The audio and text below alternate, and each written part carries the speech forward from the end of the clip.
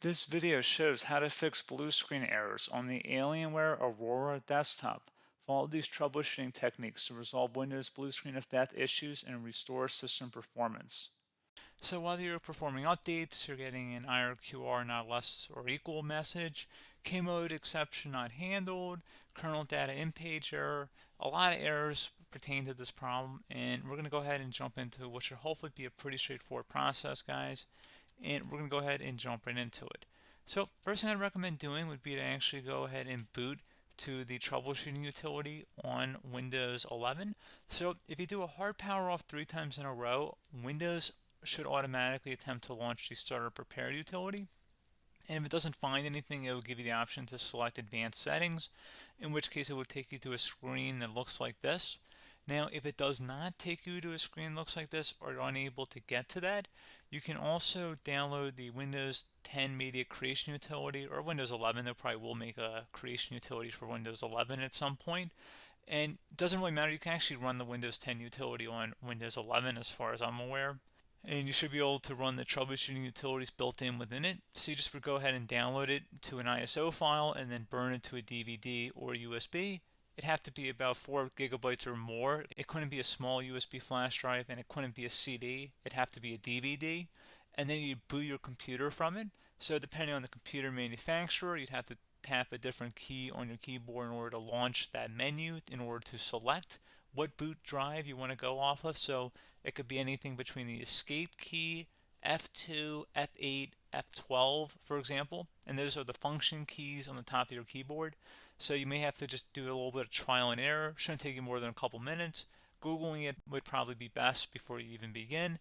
But anyway, we're ready to go ahead and jump right into it. So we're on the choose an option page. So these will look very similar whether you're booting from it directly within Windows itself, or if you're plugged in a USB flash drive with the media creation utility installed and you selected the recovery option. So when you are setting up your Windows 11 installation or Windows 10, depending on the drive you're using, there should be an option to repair your computer in the bottom left corner of the dialog window, one of the first screens that comes up. You go ahead and select that, and then it would take you to a troubleshooting screen like you see here. And you want to go ahead and select troubleshoot, reset your PC, or see advanced options. And then there are going to be a whole bunch of options in here that we're going to explore in today's video. The first one, we're going to actually go underneath advanced options and then select startup prepare, fix problems that keep Windows from loading. So go ahead and select that first.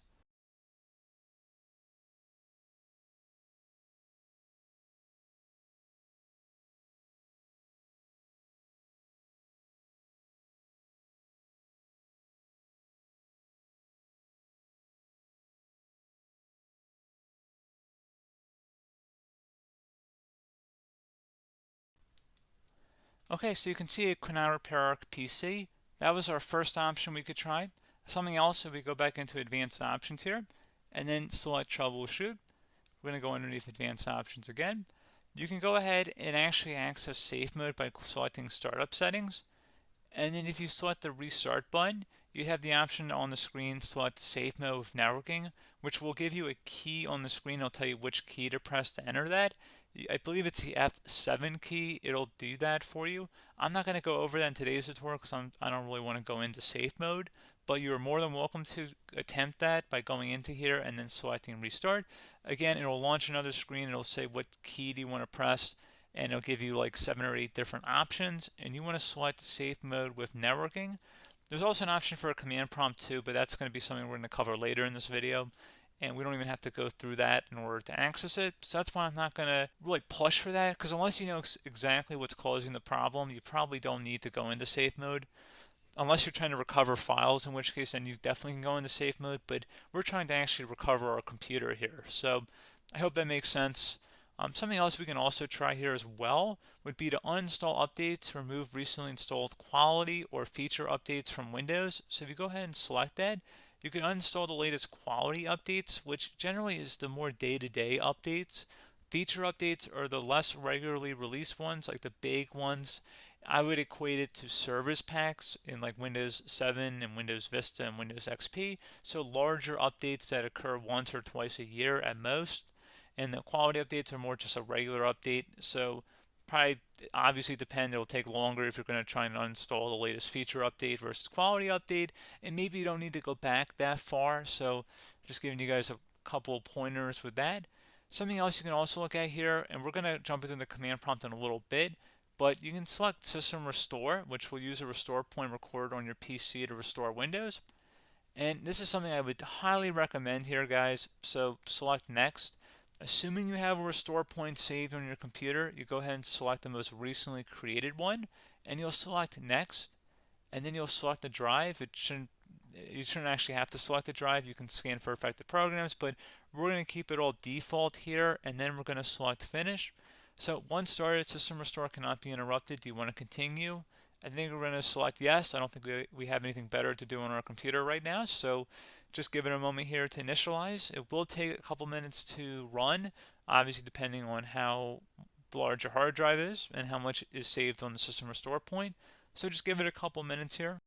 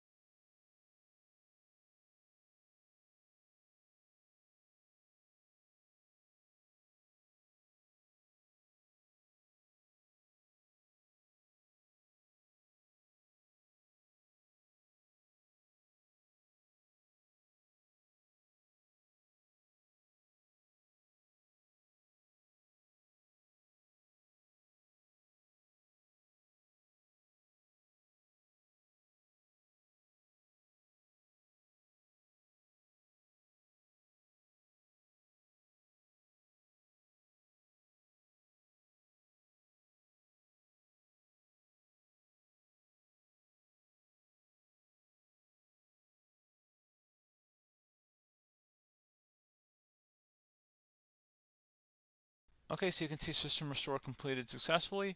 The system has been restored. Your documents have not been affected. Click the Restart button to restart your computer. Go ahead and select Restart.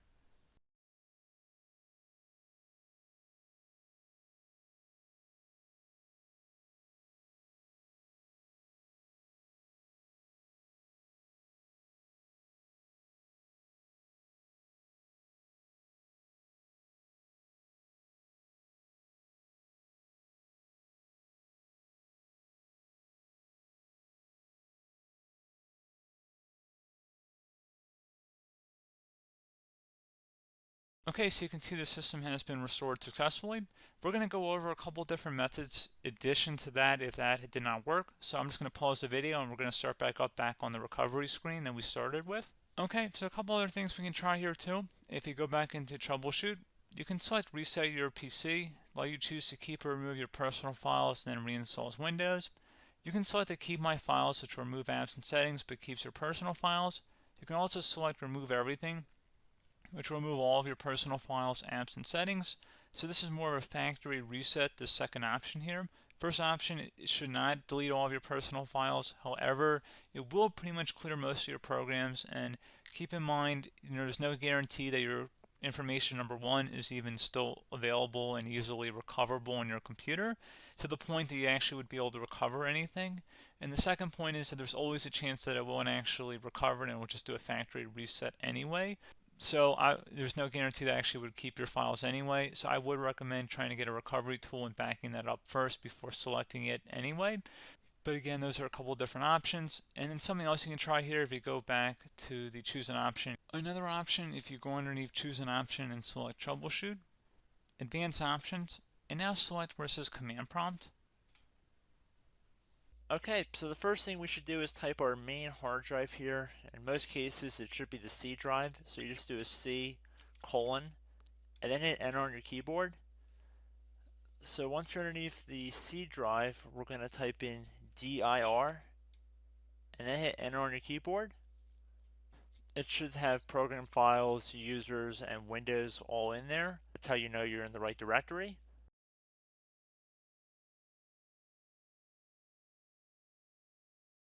In some cases, it might be the D drive as well, so just keep that in mind.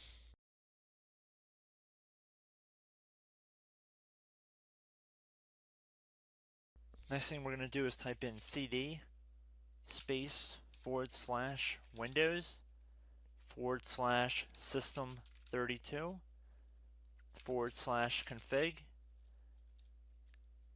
and then you're going to hit enter on your keyboard.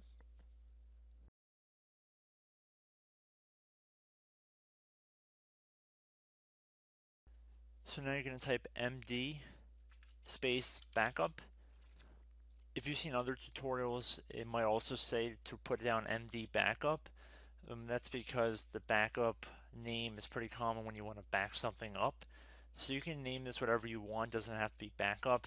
So if you've already made a backup folder in the past, you could do backup 1, for example.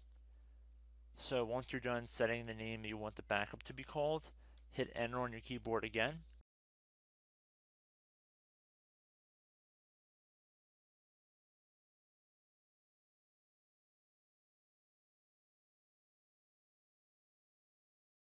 At this point you want to type copy, C-O-P-Y, space, then you want to do the star symbol above the 8 key, then do a period or a dot, whatever you want to call it, then another star sign, and then another space, and then type backup, and then hit enter on your keyboard.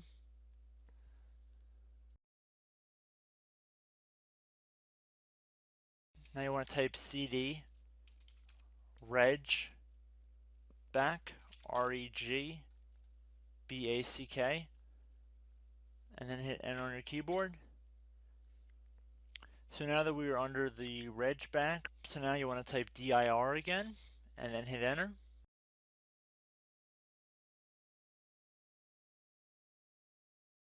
So now at this point we're going to type copy again. So copy, space, star sign, dot, another star sign, space, and then 2 dots. So we're going to type copy, space, star sign, dot, sign, star sign, dot, dot, and then hit enter on your keyboard again. So for overwrite, you want to overwrite all. So type A on your keyboard, so capital A, and then hit enter on your keyboard.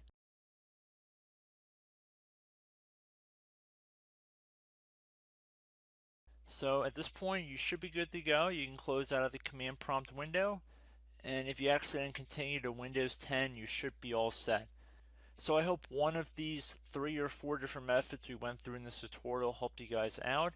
Again, I'm not sure if you guys heard me earlier, but try to go back into your safe mode if possible and uninstall any programs you know might be conflicting with the Windows startup if you can get into safe mode. So just keep that in mind. Something very simple like that could be blocking up everything. So again, I hope this tutorial helped you guys out, and I will catch you in the next tutorial. Goodbye.